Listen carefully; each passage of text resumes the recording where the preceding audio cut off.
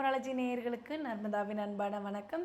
நம்மளுடைய சேனலை தொடர்ந்து பல்வேறு விதமான ஃபார்மட் நியூமராலஜி மற்றும் ஆன்மீகம் சம்பந்தமான தகவல்கள் பார்த்துட்ருக்கோம்.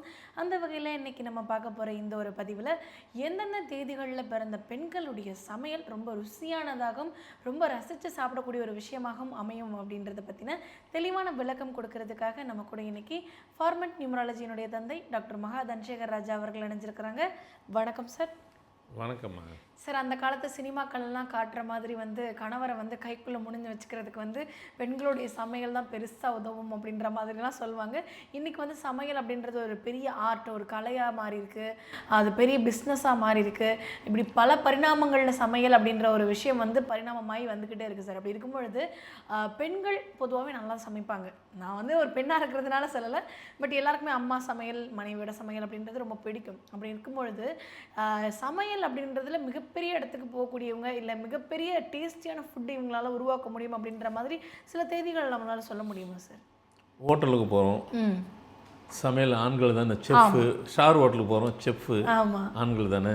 அப்போ ஆண்களுக்கு சமைக்க வரும் தானே? சமைக்க வரும் சார். பிரதானமாக சமையலை கொண்டாடக்கூடியவங்க, சமையலை செலிப்ரேட் பண்ணக்கூடியவங்க பெண்களாக இருக்கிறதுனால இந்த கேள்வி இல்லை அப்படி சொல்லலாமா? நான் பெண்கள் தான், அதில் ஒன்றும் மாற்று கருத்து இல்லை. பெண்கள் சமைப்பாங்க. எங்கள் அம்மா, எங்கள் பாட்டி, எங்கள் அம்மா, என் ஒய்ஃபு, என் மக எல்லோரும் சமைக்கிறேன், எல்லாம் நல்லா தான் இருக்குது.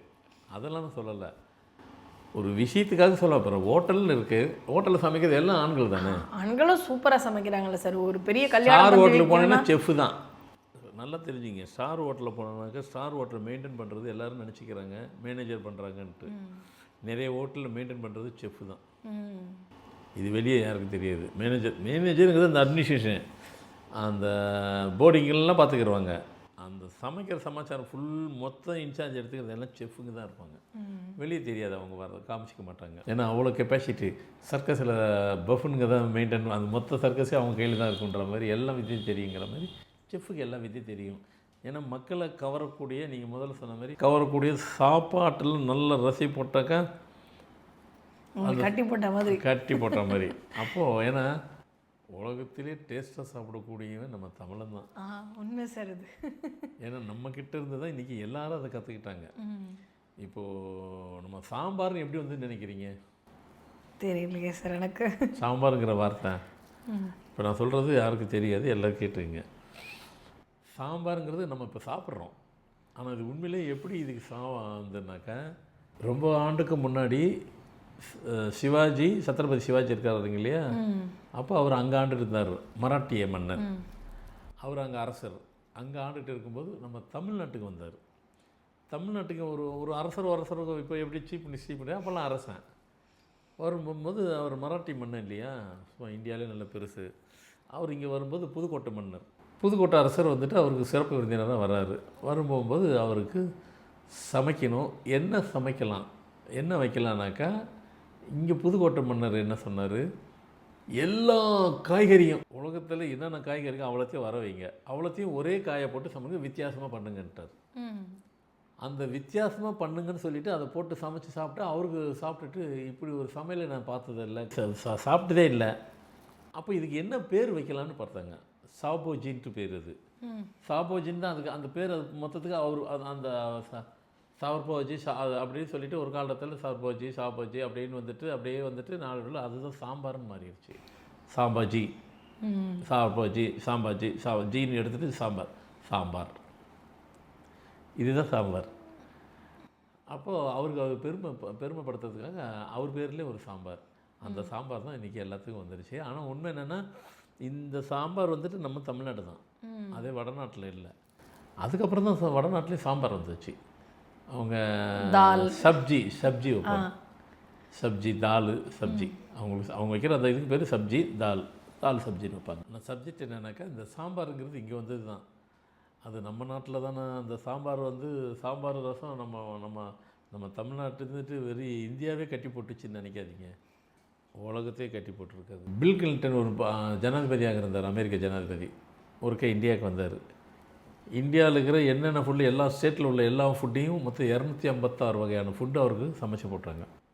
அவர் எல்லாத்தையும் சாப்பிட்டு போயிட்டு கிளம்பும்போது, அவர் சென்டாக பண்ணும்போது சொல்லிட்டு போனார், இப்போ இந்தியாவுக்கு வந்தீங்க, எல்லாம் பார்த்தீங்க, எல்லாம் பண்ணீங்க, உங்களுக்கு பிடிச்சதெல்லாம் எதுன்னு கேட்டாங்க. அவர் 2 பிடிச்சதுன்னாரு. ஒன்று சாம்பார் ஒன்று ரசம்ட்டு போயிட்டேன்.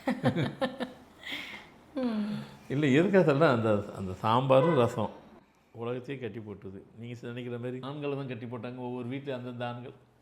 உலகத்தையே இந்த சாம்பார் ரசம் கட்டி போட்டுது. அப்போது நம்ம தமிழை வந்து சாப்பாட்டுக்கு அவனை அடிச்சுக்கிறதுக்கு ஆள் இல்லை, டேஸ்ட்டு பார்க்கறதுல அவனை அடிச்சதுக்கு ஆள் கிடையாது. இது உண்மை. நான் உலகம் ஃபுல்லாக சுற்றிட்டேன். வெளிநாட்டில் போனோட லண்டன் கூட சரி, அதுங்க எல்லாமே ஸ்பூனில் சாப்பிட்டு தான் அதுங்க எல்லாம் பழக்கம். ஒரு முறை ஒரு ஹோட்டலுக்கு போகிறேன், நம்ம தமிழ்நாட்டு ஹோட்டல் தான். அந்த ஹோட்டலில் போகிறேன், வேலை செய்கிறதும் வெள்ளைக்காரங்க, சப்ளையராக வேலை செய்கிறவங்க வெள்ளைக்காரங்க, சாப்பிட வந்து வெள்ளைக்காரங்க. இந்த தோசையை ஸ்பூனில் கொடுத்துட்டு அதை போட்டு சண்டை போடுதுங்க சாப்பிட்றதுக்கு. நம்ம தோசையும் ஃபேமஸ். அதனால் சாப்பாடு அப்படின்னு எடுத்துட்டால் நம்ம தமிழ்நாடு அடிக்கிறதுக்கு உலகத்தில் கிடையாது. அவங்க என்னென்னோ செய்வாங்க, என்ன வேணால் செய்யட்டும். இந்த அது டேஸ்ட்டாக சமைக்கிறது, டேஸ்ட்டாக சாப்பிட்றது நம்மளது தான். அப்படியே வந்துடுவோம். இது எந்தெந்த நம்பர், நமக்கு ஒரு கணக்கு இருக்குது, எந்தெந்த நம்பர் உள்ளவங்களாம் நல்லா டேஸ்ட்டாக பண்ணுவாங்கன்னு ஒன்று இருக்குது. ஏன்னா இப்போ உங்கள் வீட்டில் நீங்கள் நினைப்பீங்க, ஆனால் நம்ம எல்லாம் பேசினாலும் சரி, அவங்கவுங்க அவங்க அம்மா விட்டு கொடுக்க மாட்டாங்க. எங்கள் அம்மா சமைச்ச மாதிரி அது படம். அது இந்த சமைக்கிறதுல வந்துட்டு எல்லாம் ஒரே பொருள் தான். அதே வெங்காயம், அதே பருப்பு வகை, அதே இதுதான் நெய், என்னென்ன எல்லாமே அதை தான் இப்போ உள்ளவும் பண்ணுறாங்க. அந்த கை ராசி, அந்த கை பக்குவம், கை டேஸ்ட்டு, அதுக்கு அடிச்சதுக்கு சான்ஸே கிடையாது. அப்போ மற்றவங்களுக்கு மட்டும் கை இல்லையானாக்கா எல்லாத்துக்கும் இருக்குது. அது என்னமோ தமிழ்நாட்டுக்கு நான் முதல்ல சொன்ன மாதிரி இங்கே எப்பவுமே எல்லாமே தனி தான். இதில் இன்னொரு ரகசியம் இருக்குது. ஒரு husband wife, husband wife, right, அது சரிங்க, விஷயத்துக்கு வாங்க, வரேன், இப்போ தான் வரப்போகிறேன், எல்லாம் இங்கேயே பார்க்கணுன்றக்காக சொல்கிறது. ஹஸ்பண்ட் ஹைட்டை விட ஒய்ஃபு ஹைட்டு ரொம்ப கூடுதலாக இருக்கணும். ஒன்று, பொதுவாக லேடிஸு ஹைட்டாக இருக்கணும்.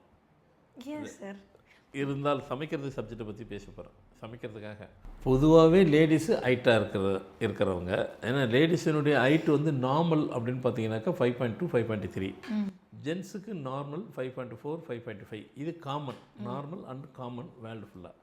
இதை தாண்டி யார் வந்தாலும் ஹைட்டு அப்படிங்கிறது ஒரு கணக்கு. ஹஸ்பண்டோட ஒய்ஃபு கொஞ்சம் ஹைட்டாக இருக்கிறாங்க, அந்த ஒய்ஃப்மார்கள் எல்லாரும் வழக்கத்தை தாண்டி ஹைட்டாக இருக்கிறாங்க எல்லா பெண்களும். இவங்க கைப்பட எந்த சமைச்சாலும் டேஸ்ட்டாக இருக்கும். நீங்கள் செக் பண்ணி பாருங்கள் மீன்ஸ் உங்கள் வீட்டிலே. ஆனால் உண்மையிலே நான் இப்போ சொல்ல போகிறது உங்களுக்கே சிரிப்பாக இருக்கும். அவங்களுக்கு உண்மையிலே சமைக்க தெரியாது, சமைக்கிறதுக்கு ஆர்வம் காட்ட மாட்டாங்க, ஆனால் அவங்க சமைச்சா டேஸ்ட்டாக இருக்கும். இதில் இவ்வளோ ரகசியம் இருக்குது. அது இந்த கை பக்குவம், கை ராசின்னு சொல்கிறோம் பாருங்கள், இது எங்கே எல்லாம் வேலை செய்து பாருங்கள். ஹைட்டாக இருக்கிற பெண்மணிகளாம் பாருங்கள், நான் சொன்னது உண்மை தான். என்னது, உங்களுக்கு அந்த குக்கிங்கில் வந்து இன்ட்ரெஸ்ட் இருக்குது, சமைக்கிறதுல இன்ட்ரெஸ்டே இருக்காது, எப்போயாவது ஒருக்க தான் செய்வீங்க, ஆனால் அப்படி டேஸ்ட்டாக இருக்கும். அதிரடி சமையலாக இருந்தாலும் அடிப்பொலியாக எந்த சமைச்சாலும் சரி டேஸ்ட்டாக இருக்கும். இது வந்து காமனாக எல்லாத்துக்கும் சொல்லக்கூடியது, எல்லார் வீட்டு பெண்களும். அதேமாதிரி ஹஸ்பண்டோட ஒய்ஃபு கொஞ்சம் ஹைட்டாக இருக்கிறீங்க, உங்களுக்குள்ளே எவ்வளோ ஹைட்டு என்னமோ அது வேறு, அவங்களுதுலேயும் டேஸ்ட்டாக இருக்கும். இதை ரெண்டு தாண்டி மூணாவது சப்ஜெக்டு. இப்போ நான் சொல்கிறேன் டேட்டு. 1ஆம் தேதி சமைக்கிறதெல்லாம் அப்படி ஒரு சமையல் இருக்கும், டேஸ்ட்டு அப்படி டேஸ்ட் இருக்கும். அடுத்து 2ஆம் தேதி டேஸ்ட்டு வேறு லெவலில் இருக்கும். 22 பயங்கரமாக சமைப்பாங்க.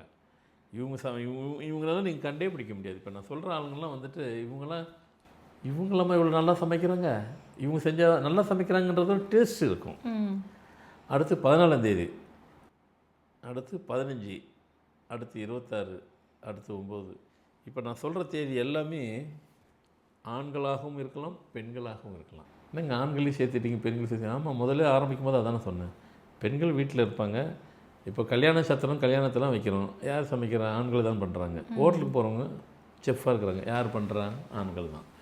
அப்போ சமைக்கிறது ஆண்களும் இருக்கலாம், பெண்களும் இருக்கலாம். பெண்கள் வீட்டில் வராங்க, வீட்டை தாண்டி வெளியே வரும்போது ஹோட்டலு, கல்யாண மண்டபத்தெல்லாம் பார்த்தா ஆண்கள் தான்.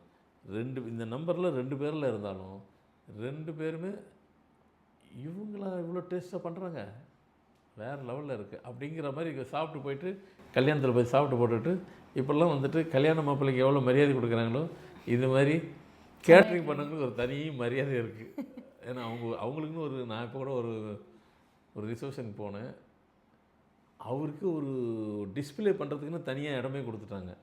நான் இன்னமும் நினச்சி பார்க்குறேன், டிஸ்பிளே ஹோட்டல் மெனு கார்டு மாதிரி போட்டு அவர் வேறு லெவலில் வச்சுருக்காரு. இது வரைக்கும் பார்க்கவே இல்லை. அது மாதிரி ஒன்றும் தவறு கிடையாது. வந்து போகிறவங்க நல்லா ஃபஸ்ட் கிளாஸாக இருக்குன்னு அந்த ஃபேமிலியே வாழ்த்துறாங்கன்னு போகும்போது அப்புறமா எல்லாம் நல்லா பண்ணாங்க. உப்பு தான் ஜாஸ்தி, உப்பே போடலை இப்படின்னு சொல்கிறது எப்படி இருக்குது?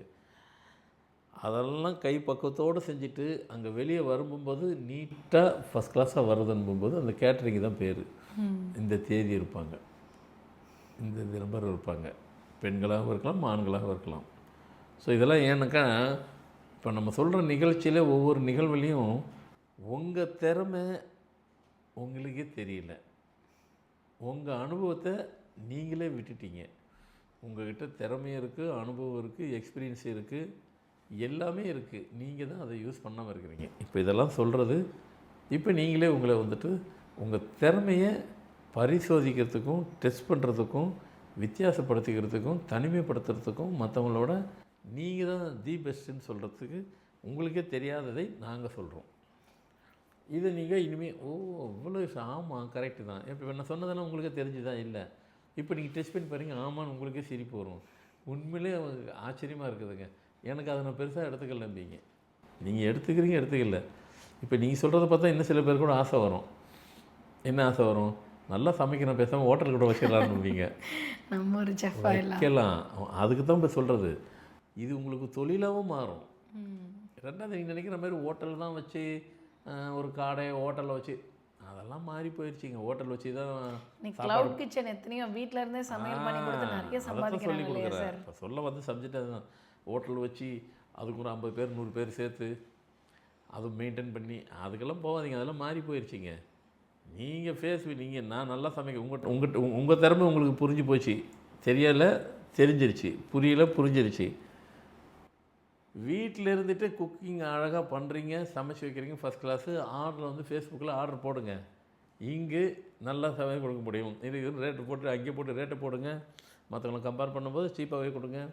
வீட்டில் இருந்துக்கிட்டே எப்படி இது இந்த பேக்ஸ்லாம் பண்ணுறீங்க, கேக்ஸ் இதெல்லாம் வீட்டில் இருந்துட்டு ஆர்டர் எடுத்து பண்ணுறீங்கன்னா பெரிய பெரிய பிக் ஷாட்டுக்கெல்லாம் நான் கொடுத்து ஐடியா கொடுத்துட்டு பண்ணி வேறு லெவலில் போயிட்டாங்க. அவங்க ஹஸ்பண்ட் பண்ணுற இன்கமோட இவங்க ஓவர்டேக் பண்ணிட்டு போயிட்டாங்க. ஆர்டர் அப்படி வருது, நீங்கள் வெறும் அதிலே பண்ணுங்கள் அப்படின்னு சொல்லிட்டு. அதே மாதிரி இப்போ நீங்கள் அதுக்கு தான் உங்களுக்கு சொல்லிக் கொடுக்குறது. வீட்டிலேருந்து ஆர்டர் பண்ணுங்கள், ஃபேஸ்புக்கில் ஆர்டர் போடுங்க, அங்கங்கே ஆர்டர் போட்டுட்டு டிஸ்பிளே பண்ணி வச்சுருங்க. ஆர்டர் வந்துகிட்டே இருக்கும். இது ஒரு கைண்ட் ஆஃப் கேட்ரிங் மாதிரி தான். அது கேட்ரிங் தான். அதில் என்ன இருக்குது? நிறைய கம்பெனி இருக்குது, நிறைய ஆர்டர் கொடுப்பாங்க. வாங்கிட்டு அழகாக உட்காந்து வீட்டில் வச்சுக்கிட்டு அழகாக வந்து சமைச்சு பிஸ்னஸை அழகாக பண்ணுங்கள். பெண்களும் வீட்டில் இருந்துக்கிட்டே பிஸ்னஸ் பண்ணுறதுக்கு உண்டான வழிமுறையே சொல்லப்பட்டது. நீங்கள் அப்படி தான் எடுத்துக்கிறணும். உங்களுக்கு தெரிஞ்சுக்கிட்டு போயிட்டு சும்மா போகிறது, அதை தெரிஞ்சு நீங்கள் சமைக்கிறத நான் சொல்லி என்ன போகுது? நீங்கள் அதை அப்படியே பிஸ்னஸை கன்வெர்ட் பண்ணிக்கிறீங்க, சக்ஸஸ் பண்ணிக்கலாம். உங்களுக்கு கையில் காசு வர்றதுக்கு உண்டான வழிமுறை சொல்கிறேன். நீங்கள் ஒரு சேவிங்ஸு ஒரு பக்கம் சேருங்க. உங்கள் ஹஸ்பண்டுக்கு சம்பாரித்து அவர் சேர் கட்டுற நீங்களும் சேருங்க. ஃபேமிலியாக அடுத்த கட்டத்துக்கு போயிடும். ஸோ இந்த நிகழ்ச்சியில் இந்த நம்ம சொல்கிற யூடியூப்பில் ஒவ்வொருத்தரையும் உங்களுடைய திறமையை வச்சுட்டு நீங்கள் அடுத்த கட்டத்துக்கு போகிறதுக்கு உண்டான வழிமுறை சொல்லிக் கொடுக்குறோம். கண்டிப்பாக பார்த்துட்டு தொழிலாக செய்கிறதுக்கு இன்றைய துவங்குங்கள். அதில் வெற்றியும் பெறுங்கள். இந்த எண் கொண்டவங்களும் கண்டிப்பாக செய்ய முடியும். கண்டிப்பாக சார். ஏன்னா சமையல் அப்படின்றது ஒரு உணவு மட்டும் கிடையாது, அது தொழிலாக மாற்றலாம். அந்த கலையை வளர்த்துட்டே போனோம்னா மிகப்பெரிய உச்சத்தை அடைஞ்சவங்க இன்றைக்கி நிறைய பேர் இருக்காங்க. அதில் இந்த தேதியில் இருக்கிறவங்க இல்லை இந்த அமைப்பில் இருக்கிறவங்களுக்கு ரொம்ப கை கொடுக்கும் அப்படின்றத ரொம்ப தெளிவாக எடுத்து சொல்லியிருக்கீங்க சார். கண்டிப்பாக பார்த்துட்டு இருக்கக்கூடிய நிறைய பெண்களுக்கு இது ரொம்ப பயனுள்ள ஒரு பதிவாக இருக்கும் நம்புகிறோம். ரொம்ப நன்றி சார். வணக்கம்மா.